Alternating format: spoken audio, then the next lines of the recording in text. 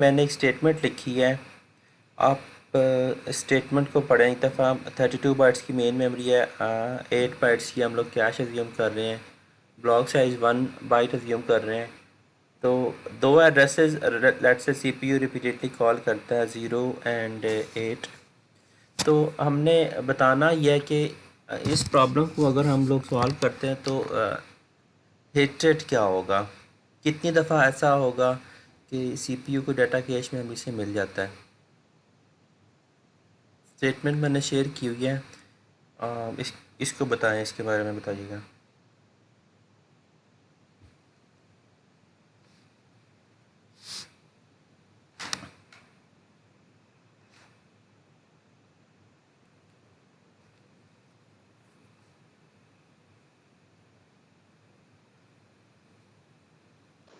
Sir इसमें 2 दफ़ा miss rate है मेरे ख्याल से, मतलब हाँ, डाटा बाकी मिस सारा हिट हर होगा। दफ़ा डाटा नहीं। नहीं, 2 दफ़ा मिस पहली होगा। दफा 0 होगा, फिर 8 रिप्लेस हो जाएगा, दोबारा 0 आ जाएगा, फिर मिस हो जाएगा।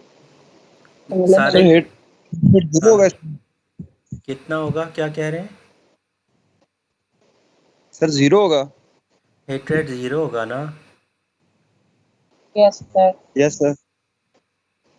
एग्री करते हैं सब लोग, ज़ीरो यस ज़ीरो सर होगा। Hit rate zero zero zero by the way क्यों होगा इसका हिट रेट? क्योंकि सर सर वो 0 8 से रिप्लेस रिप्लेस होता होता जा रहा रहेगा और है। दोबारा 0 तो 8 से रिप्लेस हो जाएगा। क्योंकि हर दफ़ा जब भी नया ऑपरेंड आता है तो पहले वाला रिप्लेस हो जाता है।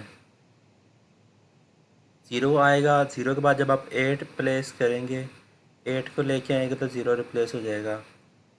फिर ज़ीरो लेके आएंगे तो 8 रिप्लेस हो जाएगा, क्योंकि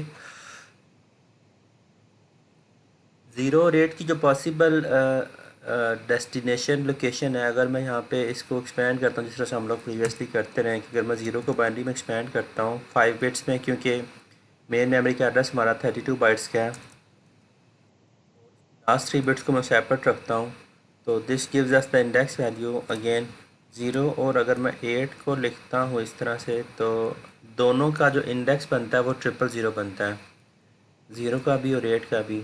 तो इसका मतलब है कि जो पहली लोकेशन है यहाँ पे, अगर मैं लिखता हूँ पॉसिबल ऑपरेंड्स जो फर्स्ट लोकेशन में ज़ीरो इंडेक्स पे आ सकते हैं, these could be A0 A8।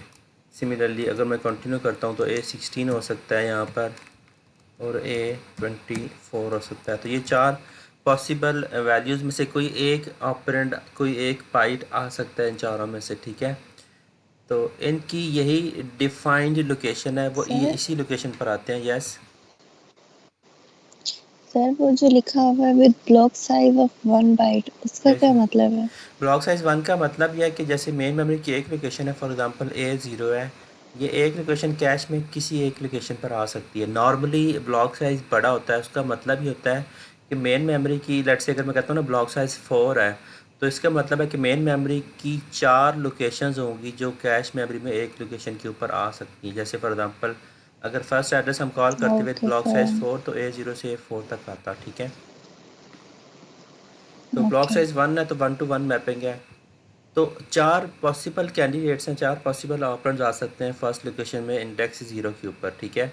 तो अगर मैं ये एड्रेसेस कॉल करता हूँ रिपीटेडली, 0 और 8 को कॉल करता हूँ, तो कभी भी ऐसा नहीं होता कि दोनों ऑपरेंड आपको कैश मेमोरी में मिल जाएं, ठीक है।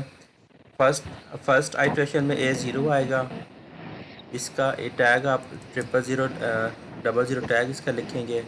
नेक्स्ट आइट्रेशन में 0 के बाद जब उसको 8 चाहिए तो वो A8 लेके आ जाएगा, और A0 को बेसिकली रिप्लेस कर देगा और इसके टैग को भी रिप्लेस कर देगा, और ये कंटिन्यू चलेगा और ये प्रोसेस चलता रहेगा।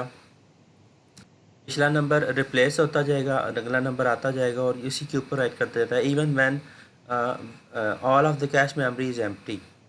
बाकी 7 लोकेशंस पे कुछ नहीं पड़ा हुआ, उनको हम यूटिलाइज़ कर सकते हैं, लेकिन डायरेक्ट मेमोरी मैपिंग में रूल वही है, जो प्री डिफाइंड लोकेशन होती है उसके मुताबिक जो पॉसिबल डेस्टिनेशन है 0 और 8 ऑपरेंड्स की, वो 0 इंडेक्स है, ठीक है। तो ये सबसे बड़ा प्रॉब्लम है। इनको हम लोग कहते होते हैं कि ये एक्चुअली दीज आर इट